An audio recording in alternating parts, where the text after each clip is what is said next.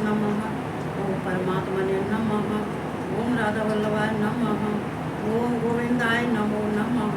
ओम कृष्ण वासुदेवाय हरे। परमात्मने हृदय कृष्णासय गोविंदाय नमो नमः। मैं राधा रानी कृष्ण भगवान को कोट प्रणाम करती हूँ और उनकी स्तुति और वंदना करती हूँ और सबको जय श्री कृष्ण राधे राधे। तो भगवान कृष्ण का जो है ये भी श्लोक सुना देना, ठीक है।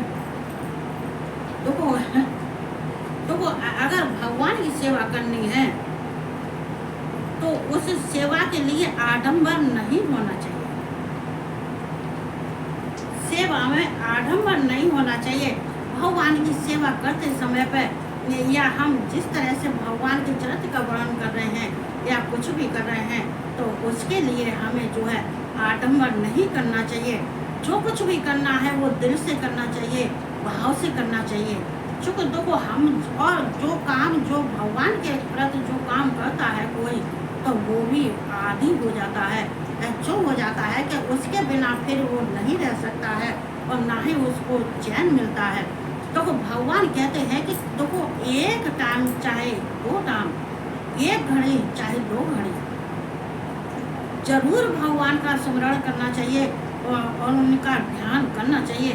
बेशक 1 घड़ी के लिए ध्यान करना चाहिए और जरूर ध्यान करना चाहिए। क्योंकि क्या होता है कि हमारे ध्यान करने से हमारे अंदर की जो ऊर्जा और शक्ति नष्ट हो जाती है, वो हमें ऊर्जा भी मिलती है, हमें शक्ति भी मिलती है। और ध्यान करने से हमारे भगवान जो हो, चाहे कृष्ण हो, चाहे शिव हो, चाहे विष्णु हो, कोई हो, जब हम इनका ध्यान करते हैं तो हमारे दिमाग में ये रहता है कि हाँ ये कृष्ण है, विष्णु है, शिव है, माँ है, हनुमान जी है।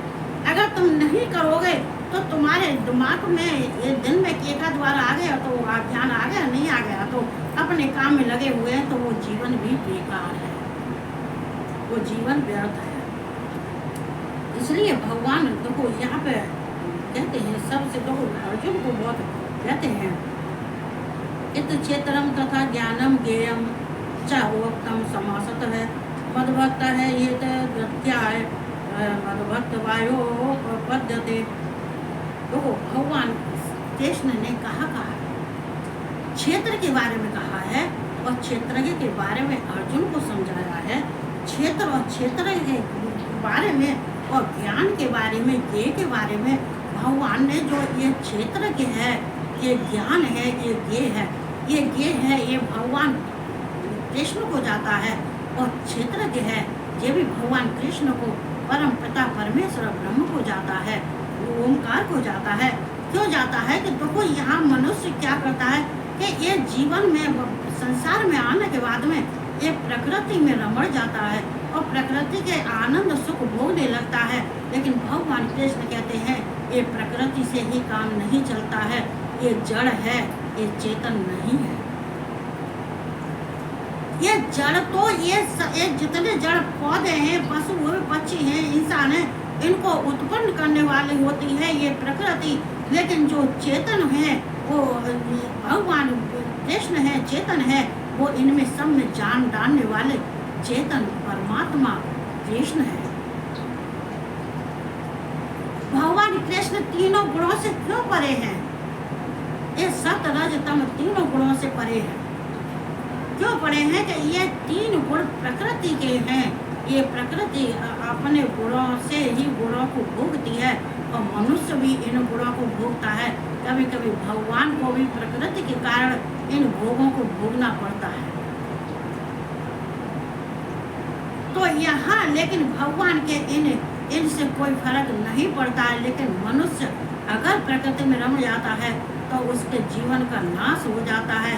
ये कहते हैं ये जन्म आगे का जन्म, उससे आगे की तो हम क्या कह सकते हैं, लेकिन इस जन्म आगे की जन्म भी तो कह सकते हैं। भाई ये दोनों जन्म ये तो खराब है, ये आगे की भी भगवान क्या करेंगे ये तो भगवान ही जाने। तो इस प्रकार क्षेत्र तथा ज्ञान और जानने योग्य परमात्मा का स्वरूप संक्षेप से कहा गया है। तो इस प्रकार क्षेत्र का स्वरूप जो है चूंकि क्षेत्र जो है मनुष्य है, ये मनुष्य का शरीर जो होता है उसको क्षेत्र कहा जाता है।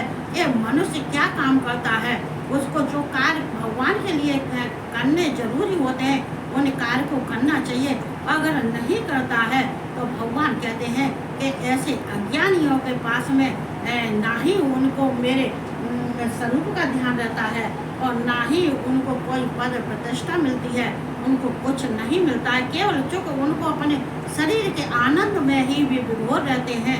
इसलिए भगवान ने क्षेत्र के बारे में अर्जुन से कहा है ज्ञान, कहते हैं कि जो भगवान जो क्षेत्र को जान जाता है, जो क्षेत्र को जान जाता है उसको ज्ञान प्राप्त होता है। इसमें है क्षेत्र तथा ज्ञानम ज्ञेयम, जिसको जो है ज्ञान हो जाता है, ये भगवान के स्वरूप का ज्ञान हो जाता है कि ये भगवान ये मनुष्य तो क्षेत्र है, लेकिन क्षेत्र है, लेकिन क्षेत्र में भगवान कृष्ण है, ये जो चेतन स्वरूप है, जो हमारे आत्मा में विराजमान है, जो एक अंश से सबको व्याप्त करके पूरे संसार को रखे हुए हैं, उनके हमें जानना, उनके स्वरूप को जानना चाहिए और उनके स्वरूप को जानने के लिए हमें उनका ध्यान करना चाहिए, ज्ञान प्राप्त। देखो इसी में गीता में तो भगवान कृष्ण ने ज्ञान ये हालांकि देखो अर्जुन को तो उन्होंने कर्म दिया, ज्ञान योग, कर्म योग और ध्यान योग।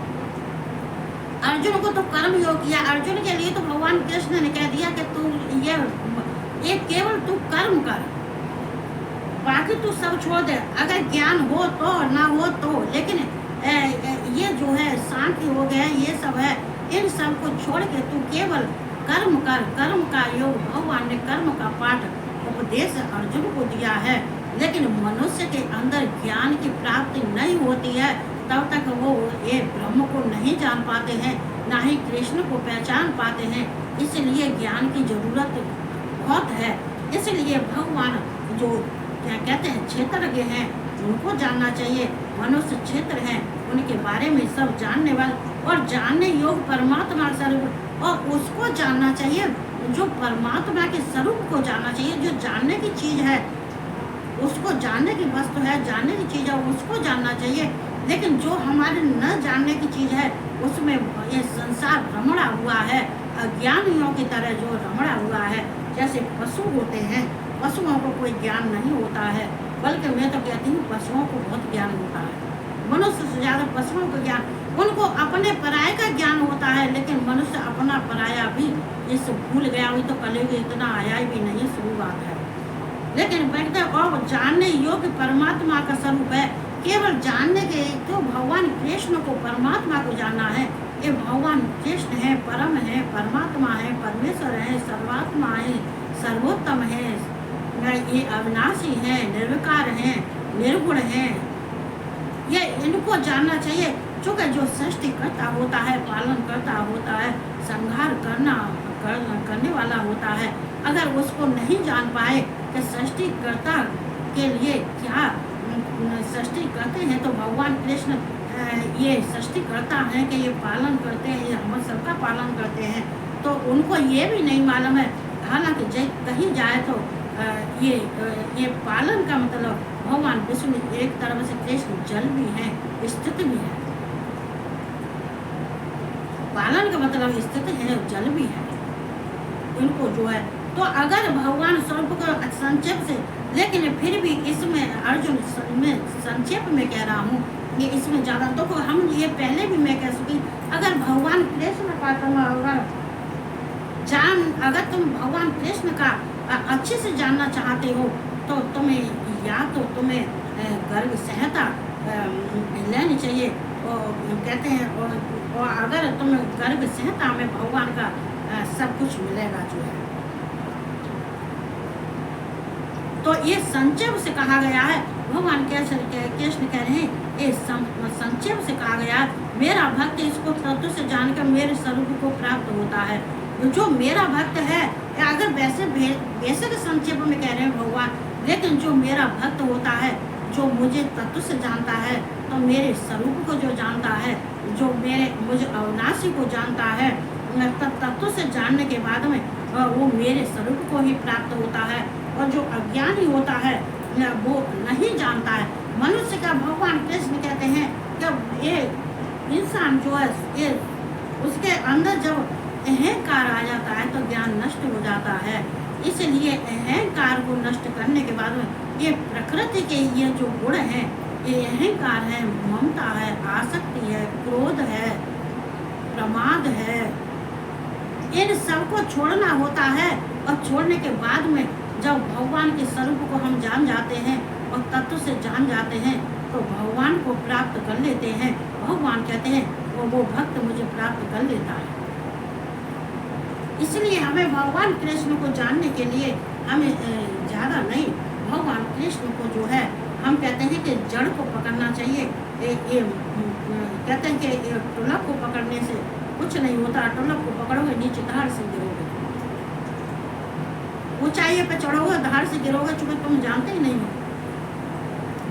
इसलिए भगवान को जानने के लिए एक उद्धर्व है, उद्धर्व देता, इनको कहते हैं उद्धर्व देता। तो हमें भगवान को जानना चाहिए। ये कहते हुए मैं जो है अपने वाणी को विराम दे रही हूँ और सबको जो है अपने भगवान की सेवा करते रहना चाहिए। गोवर्धन की परिक्रमा जरूर लगा के चले जाना और राधा रानी को, कृष्ण को झूला झुला देना। ये एक कुंज वन में जो निकुंज वन है उसमें जाके झूले पड़े होते हैं तो उनको बैठा के झूला जरूर झुला देना और उनको दक्षिणा जरूर दे देना, लोभ मत करना। इतना कहते हुए सबको जय श्री कृष्ण, राधे राधे, और सबको बोलना है।